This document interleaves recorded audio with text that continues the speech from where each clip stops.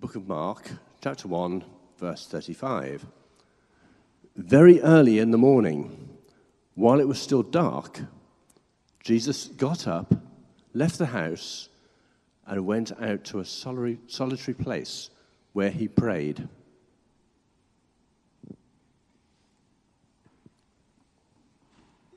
And then continuing, this is from John, chapter 15, verse 15. I no longer call you servants, because a servant does not know his master's business. Instead, I've called you friends, for everything that I learned from my Father, I have made known to you. Thanks so much. It's lovely to be here. What Alan, and I obviously know Sophie as well from my time at HTB, it's really nice to see her and her growing family. What Alan didn't say is I actually used to work in Sunbury a long, long time ago. I taught at Sunbury Manor School.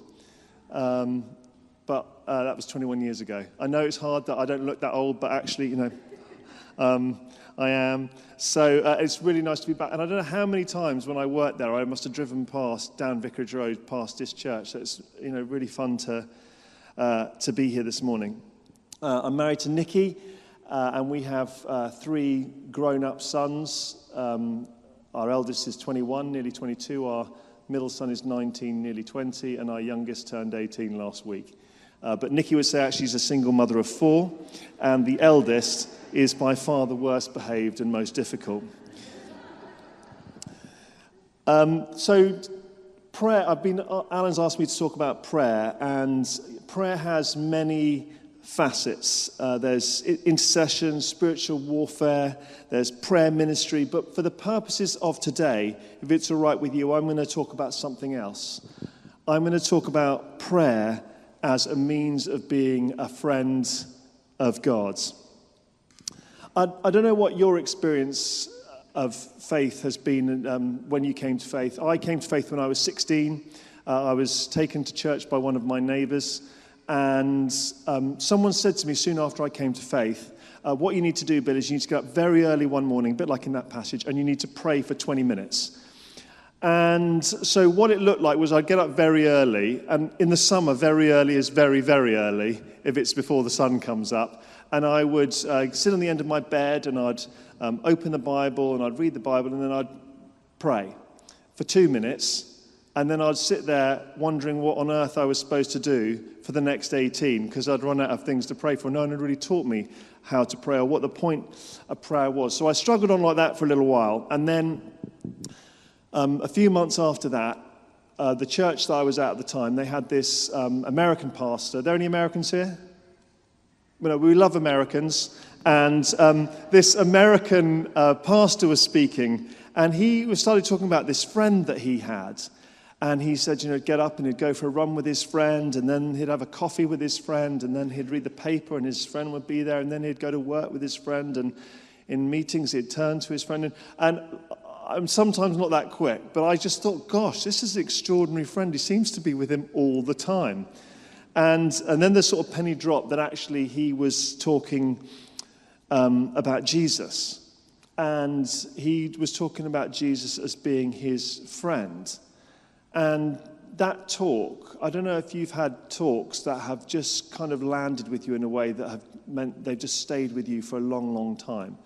And that talk kind of has really shaped the rest of my life. That was over 30 years ago, and I can still remember it, and I still feel myself getting moved when I think about it, because it was just utterly captivating and totally transformative. And really, ever since then, that's been the great longing of my heart, is to be a friend of God, to understand what that is, what that means, and how to be a friend of God. And what I've learned is the importance of prayer in that, because God's invitation is always to greater intimacy with him. In Exodus 33, verse 11, it says this, and you know the passage well, I'm sure. The Lord would speak to Moses face to face as one speaks to a friend. What would it be like to have a relationship with Jesus where it was like him speaking to you face to face like a friend, where there was that sense of closeness and immediacy. And what I've learned, as I said, is that prayer is the key to that. And honestly, there have been times in my life where I've found that quite easy, and it's felt like God is quite close. And there have been times in my life, sometimes long seasons, where God has seemed a million miles away. It feels like my prayers are bouncing off the ceilings. I wonder where he is, what's going on. And I've just learned to sort of travel that path regardless. And what I've learned is there isn't really a shortcut to a friendship with God, in the same way there isn't a shortcut in any friendship. So focus, I really want to encourage you, if I know Alan talks about focus. I'm not going to focus, but I went to focus because I'm going to a different festival, which is also on at the same time, which I won't obviously advertise. It's called Wildfires. It's really good. It's really good. But I went to Focus for years. I went to the first ever Focus in 1992. I went to Focus for years and years and years and years. My kids, grew up with that Focus, and it used to be the highlight of their year. So it is an amazing time to get away with friends and church family, to go deep in your relationship with God, but also just to really get to know each other better. There is nothing like, as Alan said, standing in the queue for the shower and waiting for this dribble to sort of come out to really sort of bond people and draw them together. So I really want to encourage you to go. And I know from everything I heard from last year, it was absolutely brilliant. And if circumstances were different, we would definitely be there. But the point of friendship is that it takes time, doesn't it? And it takes investment, and it takes work, and it takes figuring out sometimes. And time can be both a literal thing and a figurative thing. The more you spend time with someone over time, the better you get to know them. And the more time that you spend with them in chunks, the better you get to know them. And the same is true with God. If we're serious about pursuing him and about being friends with him, it is something that it takes an investment. But what I'm learning is that should be more of a joy than a duty. There are times when we do it because we have to do it, but there are times when we do it because I can't wait to spend time with him. Same is true, like I'm married to Nikki. As I said, she's incredibly long-suffering and an amazing person. And the reason we got married having known each other for 4 months. We got engaged after 3 months, and we got married 2 months later. So, and the reason why we're still married, and she's not wondering what on earth she decided to do, was because we just prioritized spending time with each other, talking to each other about the things that really matter. And prayer, as I said, is the same. It's like any other relationship. So I just want to give you a few sort of practical things before I go on to talk about something slightly different, which is when. When do you pray? And then I used to, when I was younger, before I had children, when I was a student, I used to, I could pray all day if I wanted to, because I didn't have anything else to do. But what happens as we move through life, like what works in one season of our life doesn't work so well in another. So I'm now coming into a season, ironically, where I can get up earlier and do that. But working out when works for you. When are you going to be able to spend time with Jesus uninterrupted? Jesus got up very early in the morning because it was the only time he could spend time with God uninterrupted. When for you is the best time to be uninterrupted? When my children were small, I just used to hide in the loo. That was where my prayer times were. My wife used to call it the prayer closet, because I sort of sit and lock myself in. But I'd worked out, rather than having one long quiet time, I'd have several quiet times through the day. I'd have like 20 minutes over the course of a day. I'd keep nipping to the loo, locking myself in with a cup of tea, bit weird, but and having a pray. Because in that season of my life, that was what worked. Small chunks through the day. There are other times, as I said, when it's been one longer stretch or a couple of longer stretch. So that's the first thing. Find a time when you are able to be uninterrupted, or find somewhere where you are less likely to be interrupted. How do you do it? How do you pray? I don't think there's a hard and fast rule. What's important is that you work out a way, again, that works for you and with your temperament. So some people love praying in silence. They just like silence and they love to contemplate, and that's wonderful. There's a brilliant app called Lectio 365. I don't know if you've come across it, where it sort of leads you through Lectio Divina every day, and it's brilliant.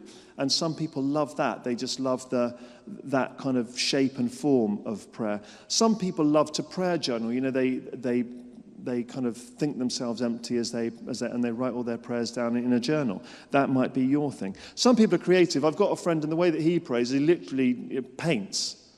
He just loves to paint, and that's how he prays. Like, it's an expression, like prayer is really an expression to God of what is going on in us and sharing it with him.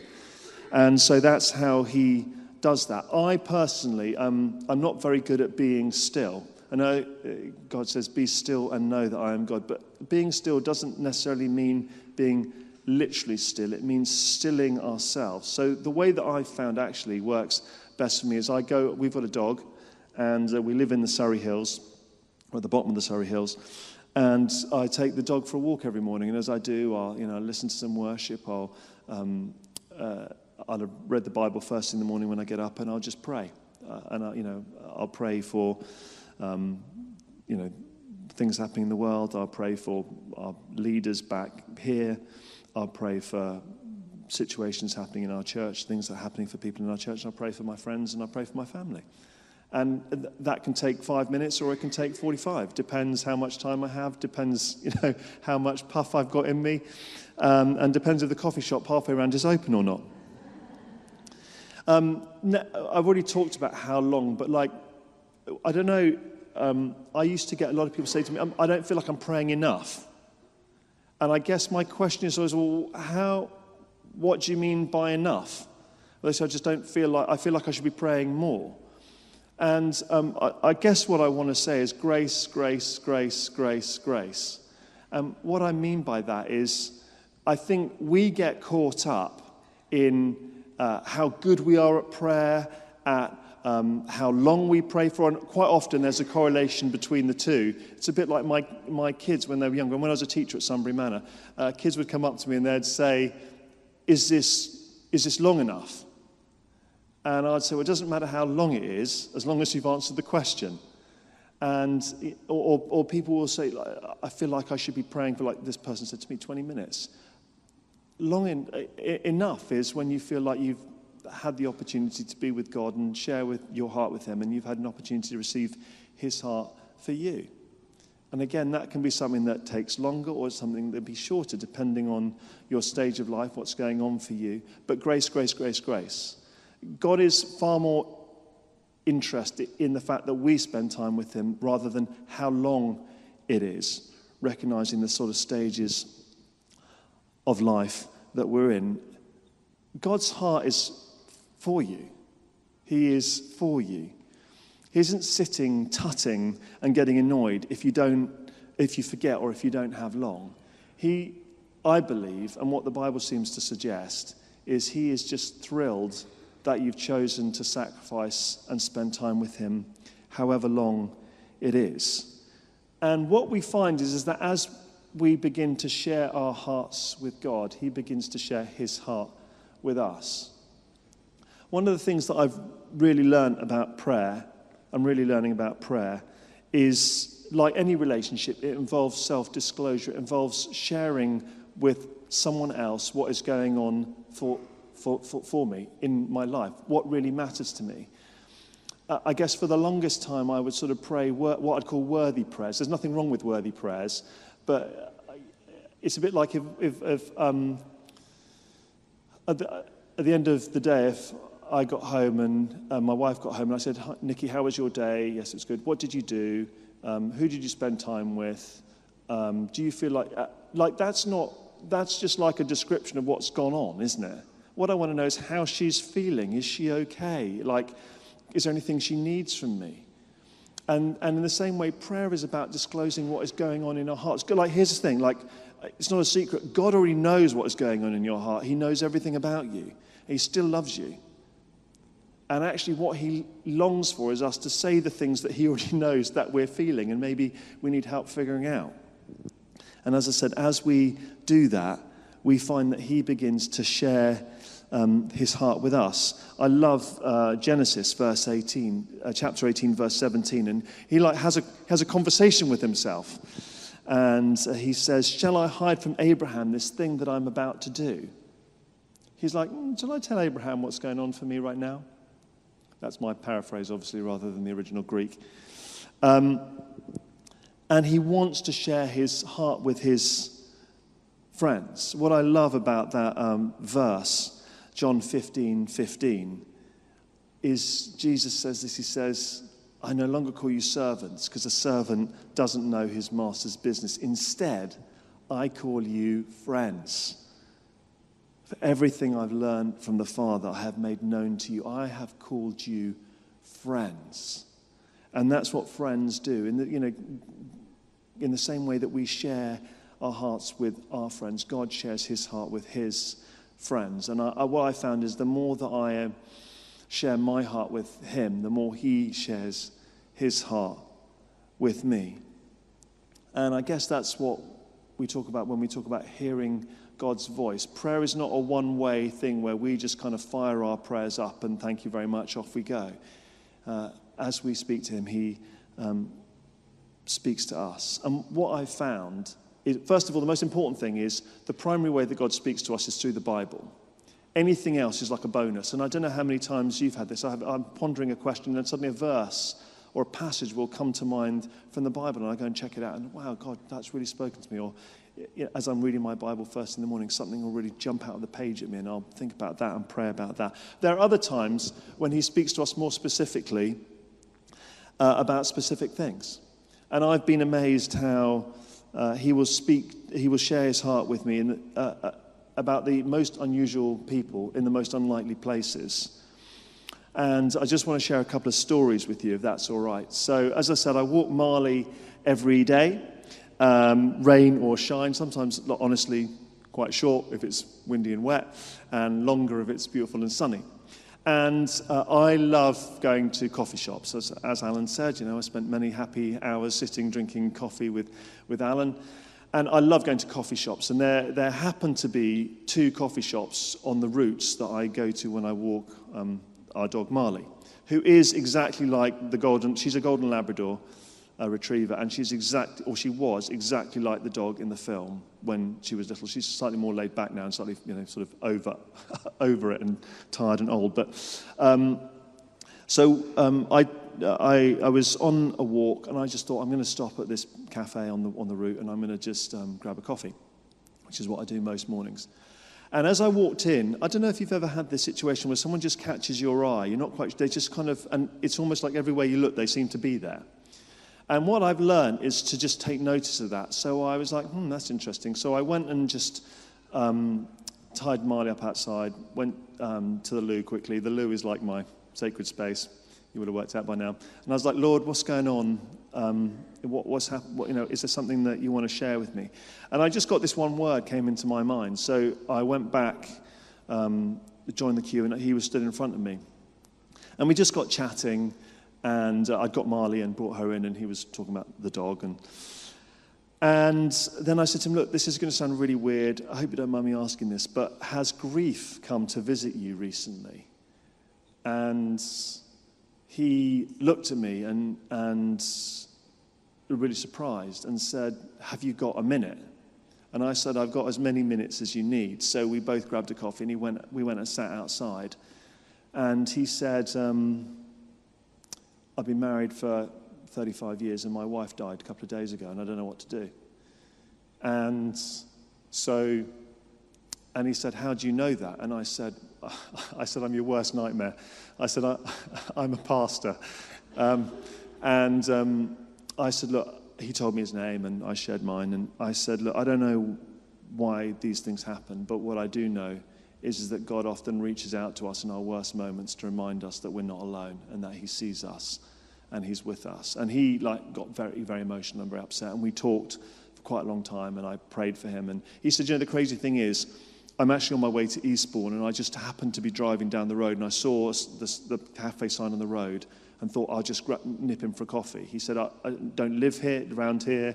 nothing, literally it was just a completely chance encounter. Isn't that amazing that God would just use that moment to reach out to someone in a really dark moment for them, to remind them that he's not on his own? And you get the privilege of that is just, that's what happens if you're a friend of God. Stuff like that just happens. We just find ourselves in the right place at the right time for the right person and with the right person. So I think Alan might have heard that story when Gary heard that story so I shared this story at our church and I didn't think much more of it. And then it was kind of a wet day, 3 or 4 weeks later, and I was in the car and I was umming and ahhing about turning left or turning right, going to the cafe we just heard about walk, or the other cafe walk.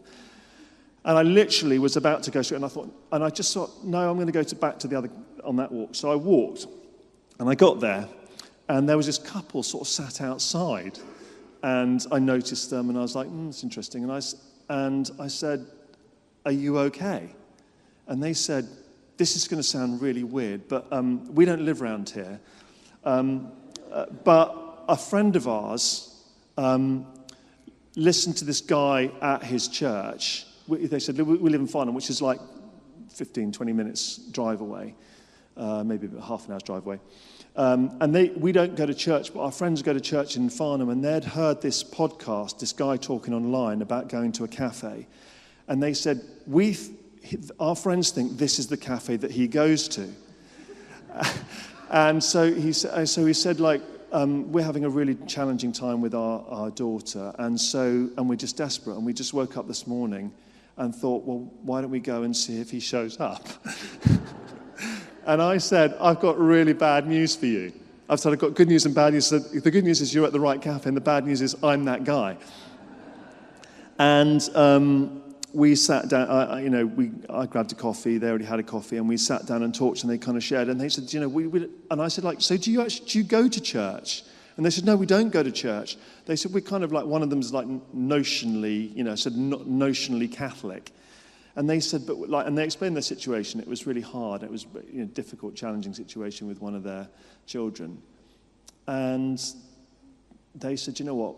The husband said, we never pray, and I just prayed that you'd come. And it was the difference between driving straight on or turning left for me. And I just just this nudge, nothing. It wasn't God saying, Bill, turn left. It was just a nudge. So I turned left, and we had this amazing, again, just the right place at the right time. And it's amazing how you probably all got experiences like this, where you've just been at the right place at the right time for the right person. And it comes from, this is what happens if you are a friend of God. I just experienced this happen over and over and over again. God, when we meet with him and we spend time with him and we share our hearts with him and we read the Bible, he starts to speak to us and he starts to put us in interesting places to meet interesting people. One final story, and then I'm going to get Alan back up. But sometimes these situations can be a little bit awkward, and I'm still kind of learning how to kind of navigate them. And I was in the doctor's surgery. I've hit that age now, I'm 51, where things start to go wrong, and I went for a blood test anyway. And as I walked in, I just felt this prompt, like there was a nurse who was doing the blood test, that she was a runner. So I just sort of said, look, this is going to sound... My normal opening line is, this is going to sound really weird, but... And I just sort of sensed God saying she's a runner. So I just asked her, I hope you don't mind, are you a runner? And she looked at me a bit strange and said, do I know you? And I said, no, I don't think so. And she said, well, how do you know I'm a runner? And I said, I'm your worst nightmare. I'm a pastor. That's kind of my throwaway line. And she said, that's so weird. She said, it's just around Christmas time. And she said, you know what? I grew up in a Christian home, and my parents go to church every week, but I've I stopped going a while ago. And she said, the crazy thing is, the last couple of days I've just been thinking, I wonder what it'd be like to, go to church with my parents over Christmas. And she said, I don't live around here. She said, I'm literally here for the day. I'm a locum nurse. And as she said that, I just sensed God speaking to me, and I said, I wonder if maybe God just misses you. And it was quite a tearful blood drawing after that. And I don't know what happened.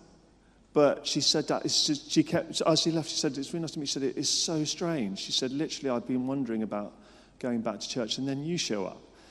And this is just what happens. And there are kind of, I guess, two kinds of different people I'd love to pray for, if that's all right.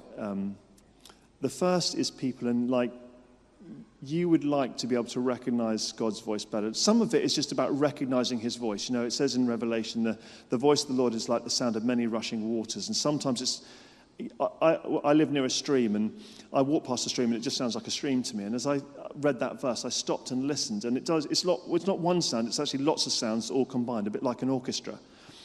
And you just learn to pick out the individual instruments. And the same way, recognizing God's voice, there's just loads of noise in the world. And what it is it's just, the more we spend time with him, the more we just begin to notice those moments when he is whispering to us and lean into them. And as you do, it's amazing to see what will happen. But it starts in that secret place of prayer. So the first group of people I love to pray for are people that you'd just love to hear, recognize his voice a little bit better, and maybe have a little bit more courage to step out.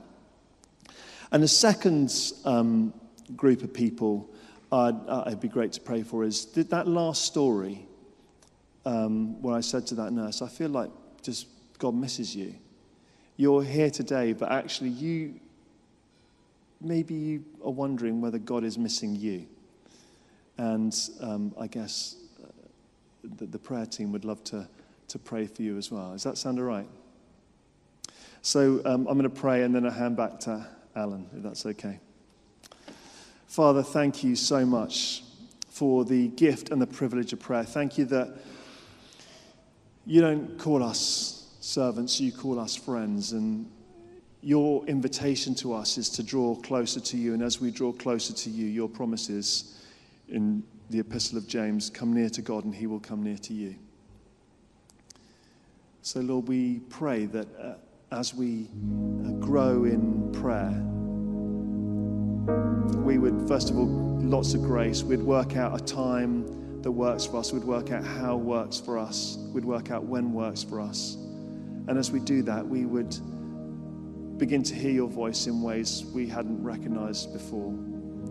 And we would have the privilege of being able to step into people's lives at particular moments that surprise and amaze them and us. In Jesus' name, amen.